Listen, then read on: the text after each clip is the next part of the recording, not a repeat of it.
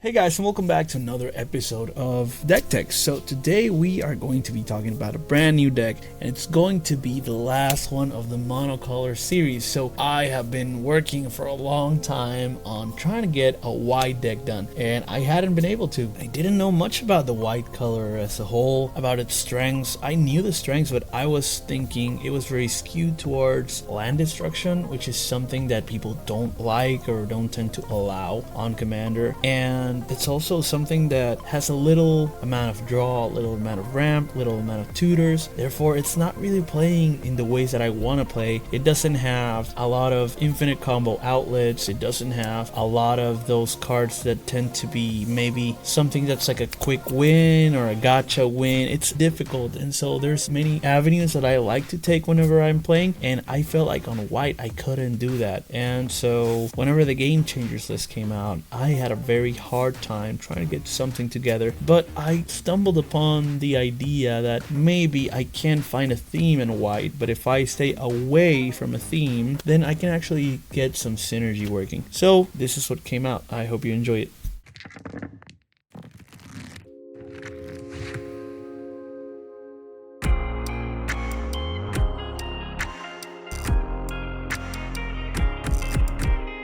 So in the first part we have this draw. The draw is going to be very important. It's crucial because white has the least amount of draw out of every other color. It has some draw, but it has the least amount, and it's not because it's a bad draw or because there are little amount of cards. It's because it tends to be very restricted. So whatever you have in terms of draw in white is usually a once per turn clause or a very heavily restricted clause, which you can use to your advantage if you know how to do deck building well. So let's start off with the first things, the most restrictive ones. We have Esper Sentinel, one of the better draws in the whole game for so many power level issues, through the fact that you can play it turn one, start drawing. It's also one of those where you have to pay life, so it becomes an annoying card. I think that's actually a really good thing because it has a certain power level, and the more that you buff it up, if you have to, if you can, if you want to, then the more that it becomes difficult to pay, to the point that you're not actually paying like Mystic Remora, where no one actually pays for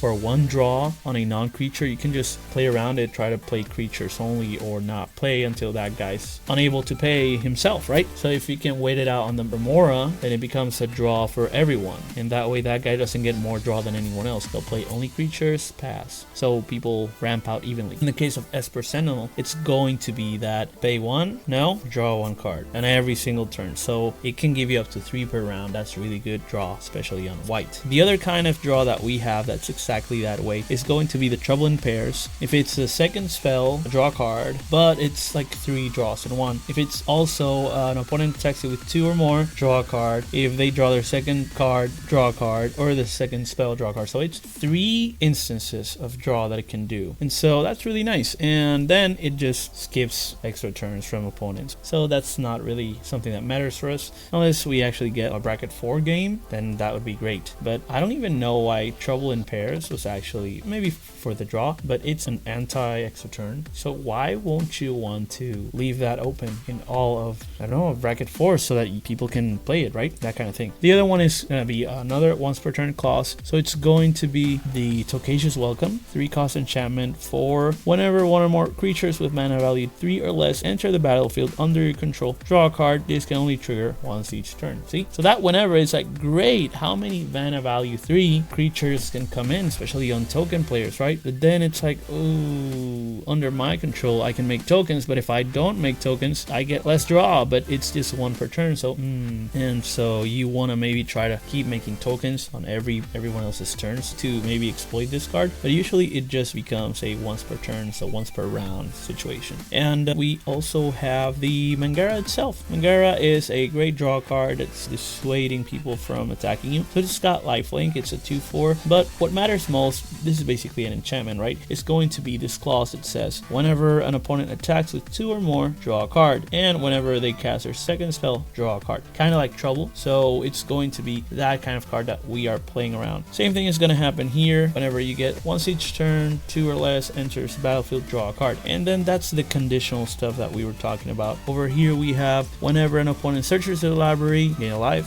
draw a card. Whenever you cast an enchantment, draw a card. Whenever a creature creature you control power 2 or less enters, pay 1, then draw a card. And finally, the one that is the least valuable over time, but also the one with the least restrictions, is gonna be Cut a Deal, because Cut a Deal allows everyone to draw 1, but then you draw 1 for each other person that did. So they have to draw, by the way, they don't choose not to, so you can make the most out of it. But you also gave people draws, so you actually went -1 or maybe -1/3 because you drew a card. But then yeah, I think it is -1, because no matter how many people you have drawing, you always get this -1. So you draw in parity. If it's 3 people, you draw 3 cards, they draw 3 cards, 1 each, but then you lost the Cut a Deal. So it's a -1 that actually gives you 3 cards drawn. So nice, but in virtual card value, it's not very good. However, drawing 3 cards in a white deck is really good. Therefore, we are going to run it because that -1 is way worth it. That's like a rummage or a cantrip, but for 3 in white, it's really good. So yeah, that's going to be it though. These creatures, they're very well known. So Mesa Enchantress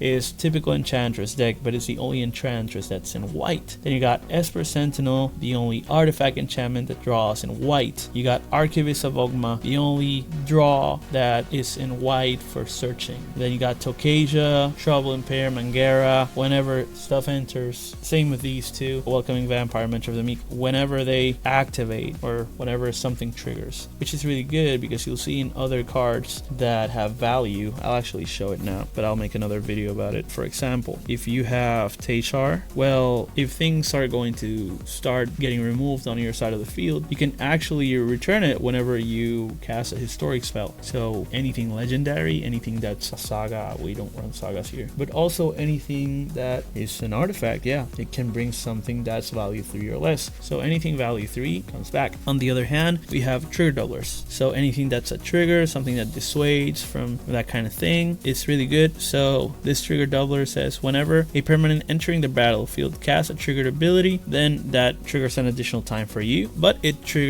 doesn't trigger for them. It's kind of a Stax piece, but also it's really good because then this triggers and this makes it trigger another time. So this ability triggers once each turn, but that's gonna double down. Same thing happens here with Welcoming Vampire. You're gonna have 1 trigger, but then the trigger gets double, so you do 2. Same with Mentor. You are going to, whenever you get 1, you can pay 1 twice. So you gotta pay 2, but you draw 2 cards for every 1 creature, which is actually really good parity. Same thing is gonna happen with anything else, okay? So that's the kind of thing that whenever your stuff gets triggered, that's pretty cool. So it's gonna be entering the battlefield, or causes a triggered ability, or a permanent you control, a triggered ability of permanent you control to trigger. But yeah, that's the kind of thing that Hellish Norn is going to be doubling down. So that's the value part of this. You'll see more of that on the value. So that's going to be it for this episode. In the terms of what this deck is trying to do, it's trying to draw the most it can to stop people the most it can while getting yourself a win. But it's not trying to win in a very fast way. It's going to try to win by slowing everyone else down. However, a slow game from everyone when they can't do anything is not dreadful because it's just draw pass. So yes, it can be something that upsets people, and in my opinion, they can learn how to play. They can learn how to play around stuff. That makes them actually a better player. But the fact that people think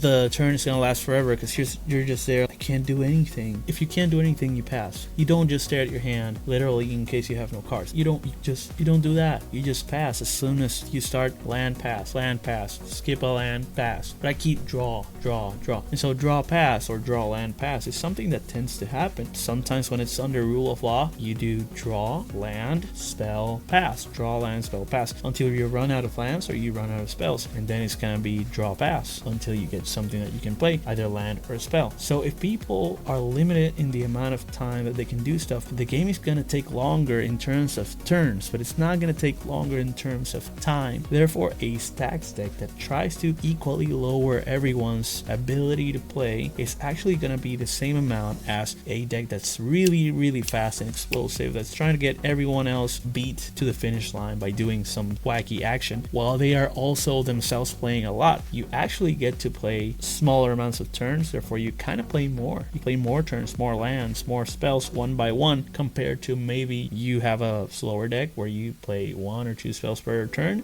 and then this other person plays 10, and then you play 2, and then this person plays 20, then you pay 1, draw, play land, pass, and then that guy wins the game. See, it actually makes it even. So the Stax person is your friend as long as it doesn't impede you from playing. So whenever you see a Stax piece, don't just remove it just because. Remove it whenever it impedes you from winning. So if you get the win, that's when you do a removal. If you don't have the win, leave the Stax player alone. Leave him alone so he is spending the resources so that all of you can get the win in an even manner. So it's actually, unless it's controlling you, it's helping you because it's controlling someone else and you don't even know it. It could be controlling themselves. Stax player might get the advantage from it, but playing in white, it's not that much. Therefore, these cards are actually going to be good for allowing us that card advantage that we can't really get from normal means in white. But yeah, that's going to be it for these cards. Let me know though if there are any other cards that are really good for draw and I might be missing them. I don't know that I would, but I could be wrong. So let me know about that, as well as, do you like these lineup cards like Cut a Deal? Do you think it's good enough that it's drawing, regardless of whether it's actually a -1 virtual card advantage? But hey, it gave you 1, 2, 3 cards even. So I think it's a +2 in actual card advantage, but in virtual, it's a -1. Do you think that matters? What's your opinion on that? Let me know about that in the comments though. So like, share, subscribe, and follow for more, okay? That's gonna be it for this episode. So I'll see you in the next one, okay? Peace out.